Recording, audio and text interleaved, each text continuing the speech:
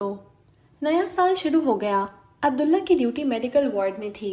सुबह राउंड में प्रोफेसर के साथ जूनियर सीनियर डॉक्टर्स का ग्रुप होता। अक्सर जूनियर डॉक्टर्स के लबों में सवाल पूछने की बेसब्री नुमायां होती। अब्दुल्ला ज़हनी तौर पर मुस्तरब और बोझल महसूस कर रहा था। प्रोफेसर खुद अभी कोरोना के फैलाव के बारे में गैर मुतमईन था। रोजाना लोग मीडिया से खुसूसी खबरें सुनते कि कितने लोग इस मर्ज से चीन में मरे। अभी पूरी दुनिया मुकम्मल तौर पर बेखबर थी कि ये वायरस चीन से बाहर जाएगा।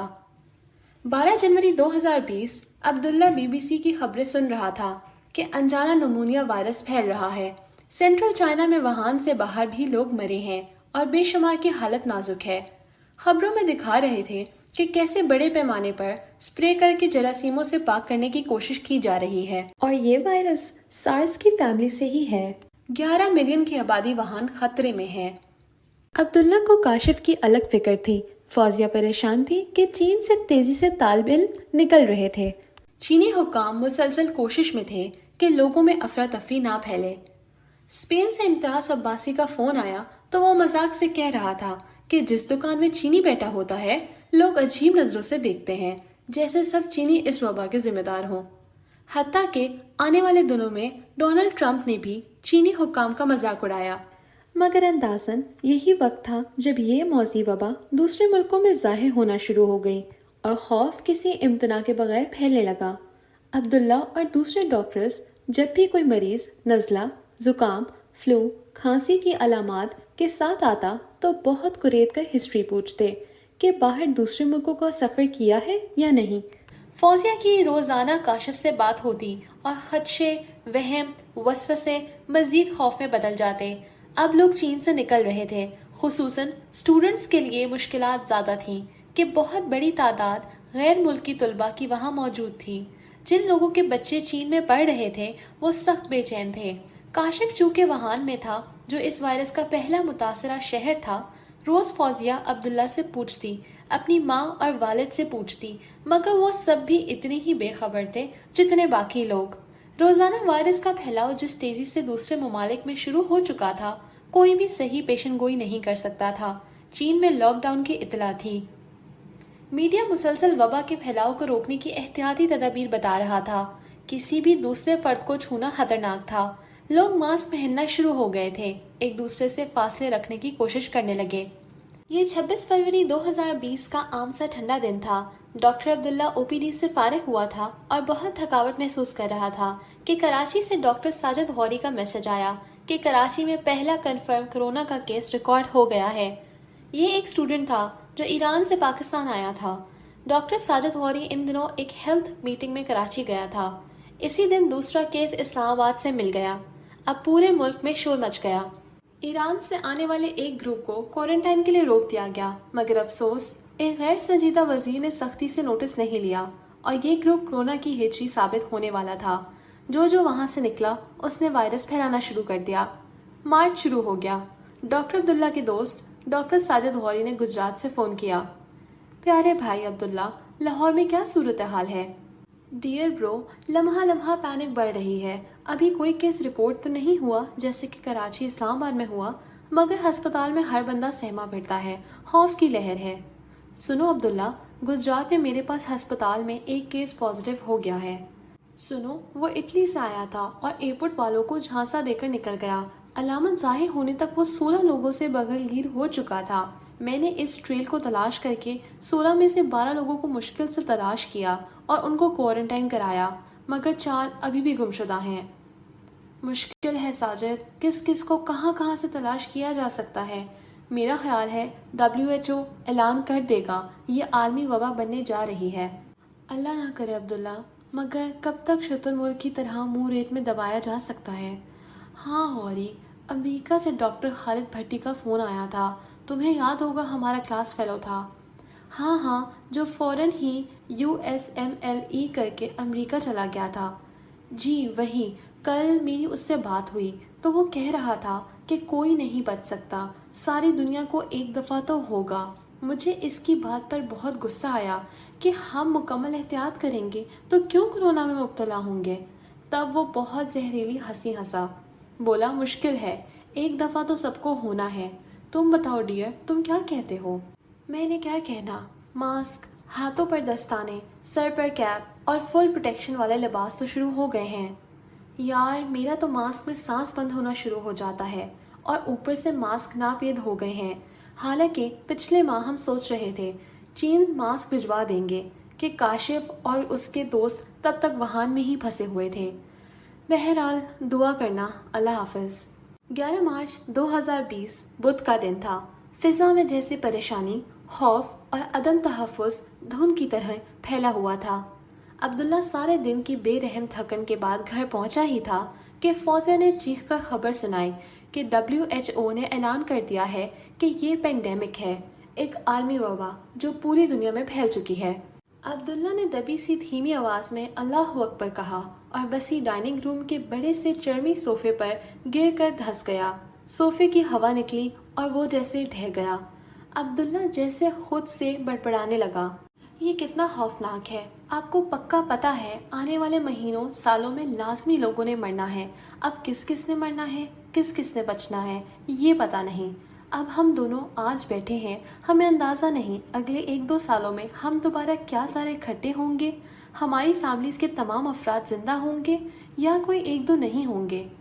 عبداللہ عجیب سرگوشی کے انداز میں جیسے خود کلام ہو۔ سامنے بڑی اسکرین پر خبر چل رہی تھی، ساری دنیا کے چینل اس خبر کو دکھا رہے تھے۔ اب مسلسل خبروں میں واقعات کا تنوع تھا، تحیر کا روز بروز اضافہ ہونے جا رہا تھا۔ عبداللہ نے فوزیہ سے پوچھا، کاشف کا کیا بنا؟ کاشف چل پڑا ہے، لمبے رستے سے تھائی لینڈ سے ہوتا ہوا کل صبح 8 بجے پاکستان پہنچے گا۔ چلو شکر ہے۔ عبداللہ نے اس اچھی خبر سے اطمینان محسوس کیا کیونکہ اس کی بیوی فوزیہ مسلسل پریشان تھی اور اس کی وجہ سے گھر والے سب ہی پریشان تھے۔ عبداللہ مسلسل نیوز چینل تبدیل کر رہا تھا۔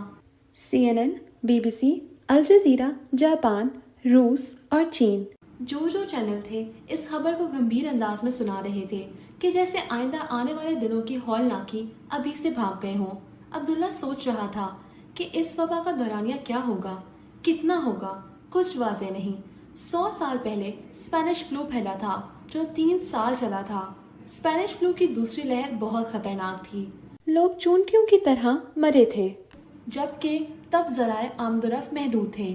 آج کی طرح تیزی سے ایک دوسری جگہ جانے کی سہولت عام نہ تھی۔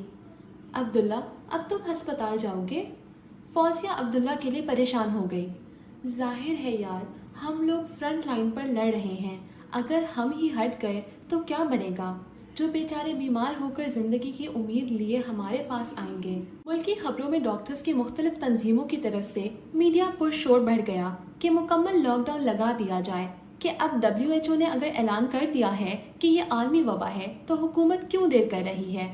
اگر وبا تیزی سے پھیلنی شروع ہو گئی تو انسانی جانوں کا بہت ضیاع ہوگا۔ کاشف جب دور تھا، چین میں وہان یونیورسٹی میں پڑھ رہا تھا، تو اس کے ذہن نے قبول کیا ہوا تھا کہ شمائلہ سے ملاقات ممکن نہیں، لیکن اب پاکستان واپس آ کر شمائلہ کے قریب تھا۔ جانتا تھا کہ چند گھنٹوں منٹوں میں شمائلہ سے مل سکتا ہوں، مگر باپ کی لگائی ہوئی پابندیوں کی وجہ سے نہیں مل سکتا تو بہت سخت بے چین رہتا۔ یہ تڑپ اتنی بڑھ چکی تھی کہ کورونا کا خوف، لاک ڈاؤن کی متوقع پابندیاں بھی اس کو اس کیفیت سے نکال نہیں رہی تھی۔ کاشف کا شمائلہ سے عشق برسات کی اندھیری رات جیسا تھا، تھنڈر، بجلی، بارش، اندھیرا، مگر پھر بھی اچھا لگے، خوف بھی مگر خوبصورت بھی۔ کاشف کی ماتھے کی شکنی گہری ہوئی تھی، نگاہوں میں جھنجھلاہٹ تھی۔ سوچ رہا تھا کہ باپ جسٹس ریٹائر سرفراز صدیقی اور بہن فوزیہ نے اس کو شمائلہ سے ملنا سختی سے منع کیا ہوا تھا۔ یہ سخت رویہ صرف لاک ڈاؤن اور کورونا کی وجہ سے نہیں تھا، بلکہ شمائلہ کے خاندانی بیک گراؤنڈ اور اس کے والد کی وجہ سے تھا، جس کو جب سرفراز صدیقی انسانی اسمگلر قرار دیتا تو کاشف تڑپ اٹھتا۔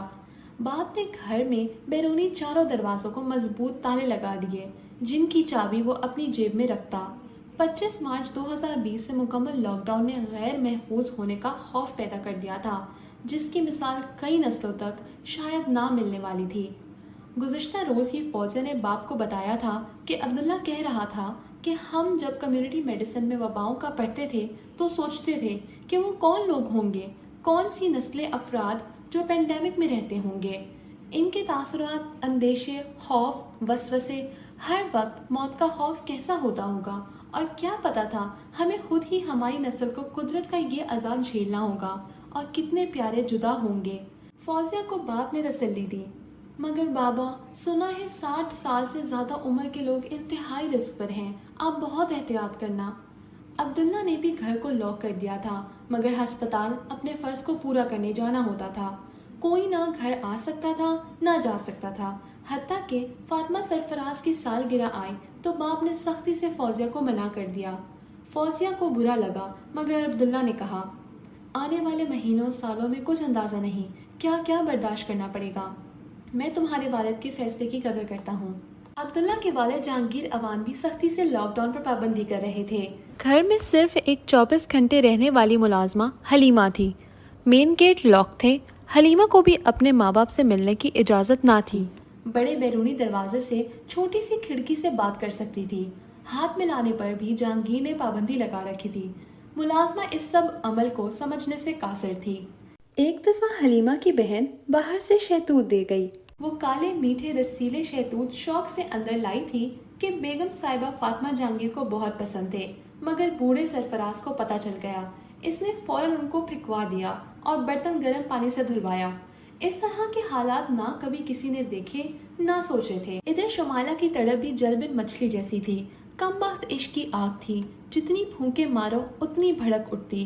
شمائلہ کا باپ بھی اس کی شادی اپنے بھانجے سے کرنا چاہتا تھا اور کاشف سے رابطے پر پابندی لگا رکھی تھی۔ کاشف سوچ رہا تھا، کیا صنف مخالف میں موسموں کی طرح بدلنے کی حس ہوتی ہے؟ دونوں کے لیے حالات و واقعات کی سنگینی بڑھتی جا رہی تھی۔ عشق کا روگ وہ دراڑ ہوتا ہے جو جذبات کے مضبوط بند کو توڑ کر سیلاب میں بدل دیتا ہے۔ کاشف کو یہ لمبی مسافت لگ رہی تھی، یہ رکاوٹوں والی دوڑ تھی۔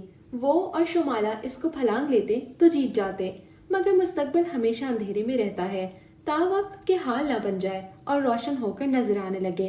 اس جوڑے کو اندازہ بھی نہ تھا کہ وقت ان کو منہ کے بل گرا دے گا یا پار لگا دے گا۔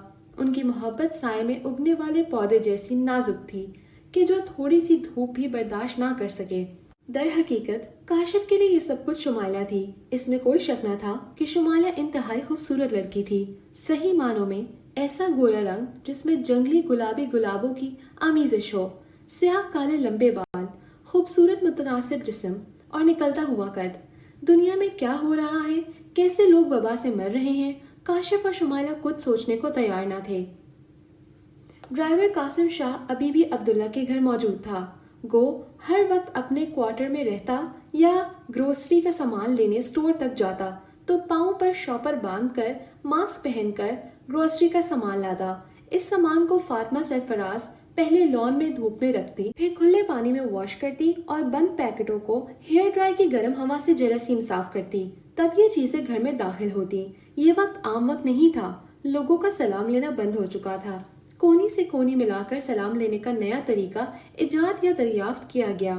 فوزیہ اکثر سوچتی، اگر ہم وبا سے بچ گئے تو کیا یہ دن ہمیں مستقبل میں یاد رہیں گے؟ یہ شدت کا ڈر اور اندیکھے وائرس کا خوف ہم بھول جائیں گے۔ انسان مشکل سے مشکل وقت اچھا وقت آنے پر بھول جاتا ہے۔ فوزیہ اپنے تاثرات لازمی ڈائری میں نوٹ کرتی۔ صبح کاشف اٹھا، اس کا کمرہ دوسری منزل پر تھا۔ اپنے کمرے کے پردے ہٹائے، باہر بہار کا موسم ابھی چل رہا تھا۔ والد کا لگایا ہوا شیری کا درخت پھولوں سے بھرا ہوا تھا۔ اس کی انتہائی خواب آور مہک نے کاشف کو پھر شمائلہ کی یاد تازہ کرا دی۔ کوئل بولنے لگی اور مسلسل کوکتی جا رہی تھی۔ کاشف نے سوچا، آخر کوئل کو کیا مسئلہ ہے؟ جب کوکتی ہے تو پکارتی چلی جاتی ہے۔ اس کی کوک میں کیا پیغام ہے؟ کس کو سنا رہی ہے؟ یا پھر اپنی ہی تلخیاں کم کر رہی ہے؟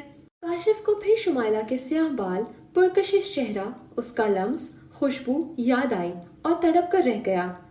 لعنت ہو کورونا پر، وہ بڑبڑایا۔ شاید بابا ٹھیک ہی کہتے ہیں، کہیں سیریس نہ ہو جانا۔ وقت گزارو اور وقت کا انتظار کرو۔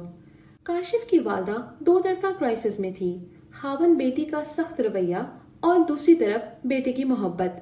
فاطمہ سرفراز سوچ رہی تھی، باپ مرد ہوتا ہے، باپ ماں نہیں بن سکتا، پیٹ میں اتنے مہینوں پلتی جان کا لمس محسوس نہیں کر سکتا، چھاتیوں سے اپنا جسم نچوڑ کر دودھ نہیں پلا سکتا، راتوں کو بچے کو پالنے میں کچھ مددگار تو ہو سکتا ہے، مگر شب بیداری سے ماں جیسا پیار کا درجہ نہیں پیدا کر سکتا۔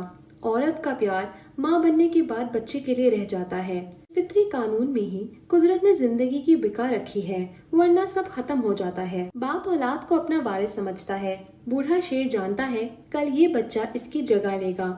باپ بیٹے میں ایک ایسی انجانی، اندیکھی، غیر واضح رقابت سی جنم لیتی ہے جو نہ الفاظ میں لکھی جائے، نہ کوئی داستان گو بیان کر سکے۔ یہ محبت جذبے سمجھ نہ آنے والے ہوتے ہیں۔ دوسری طرف باپ بیٹی میں ماں دیکھتا ہے۔ یہ رشتوں کی گنجلک وضاحت سمجھ سے بالا تر ہوتی ہے۔ ماں بچوں کی خود خرابیاں بیان کرے الگ بات ہے، مگر دوسرا خواہ باپ ہی خرابیاں بیان کرے تو ماں کو آگ لگ جاتی ہے اور وہ درندگی سے جھپٹ کر حملہ کرنے والی کیفیت تک محسوس کر سکتی ہے۔ فاطمہ سرفراز کے لیے کاشف کی صورتحال کچھ ایسی ہی تھی۔ کاشف کا باپ شمائلہ کے خاندان کی علمی و مالی حیثیت کا ذکر کرتا۔ کہاں جسٹس سرفراز صدیقی جو پیرس نیو یارک کے برانڈ استعمال کرتا، بار ایٹ لا انگلینڈ سے پڑھا ہوا، کیسے شمائلہ کے جاہل باپ سے بات کرے گا؟ کاشف باپ کے سامنے مدافعت آمیز انفرادیت رکھتا تھا۔ اکثر باپ بیٹے میں اس موضوع پر تلخ باتیں ہوئیں۔ کاشف کہتا، بابا آپ جن اخلاقی قدروں کو تہذیبی سچائی کہتے ہیں، یہ خوبصورت جھوٹ سے زیادہ نہیں۔ وقت بدل گیا ہے بابا۔ یہ کہہ کر کاشف کمرے سے نکل گیا۔